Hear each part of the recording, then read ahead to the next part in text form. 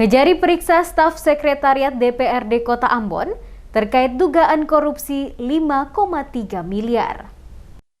Kejaksaan Negeri Ambon memeriksa sejumlah staf di lingkup sekretariat DPRD Kota Ambon terkait dugaan korupsi anggaran tahun 2020 senilai 5,3 miliar rupiah. Kepala Kejaksaan Negeri Ambon, Dian Frisnale, kepada sejumlah wartawan di Gedung Kejari Ambon pada Kamis 18 November mengatakan, penyidik Kejari Ambon memeriksa 5 orang staf sekretariat DPRD. Satu di antaranya adalah Sekretaris Dewan Kota Ambon, Stephen Domingus. Stephen Domingus bersama 4 stafnya yang diperiksa yakni JP, Kabak Pengawasan dan Penganggaran, MP, Kabak Umum, NM Kabak Risalah, dan LS Kabak Hukum dan Perundang-undangan. Kelimanya diperiksa sejak pukul 09.00 waktu Indonesia Timur hingga sore hari. Dan sesuai rencana, kata Kejari, penyidik menjadwalkan pemeriksaan 6 lainnya pada Jumat 19 November. Sementara anggota DPRD Kota Ambon masih menunggu giliran.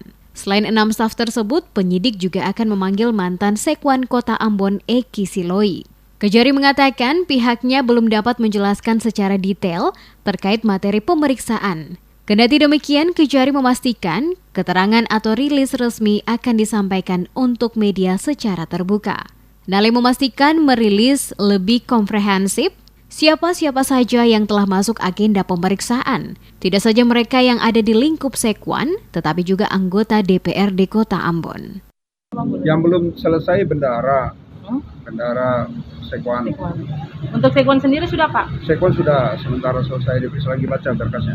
Oh, lagi baca. Berapa total yang diperiksa hari ini, Pak? Ada 5 orang, besok 6 orang.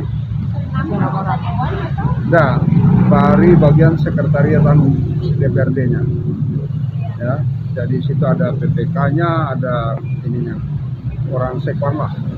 Sementara itu, 2 staf sekretariat yang dikonfirmasi saat keluar dari gedung Kejari, usai menjalani pemeriksaan, bersikap bungkam dan tidak mau menjawab pertanyaan para jurnalis. Diketahui penyelidikan terhadap aroma adanya dugaan korupsi senilai 5,3 miliar rupiah di lingkup sekretariat Dewan Kota Ambon, setelah Badan Pemeriksa Keuangan atau BPK Perwakilan Provinsi Maluku melakukan audit terhadap lembaga tersebut.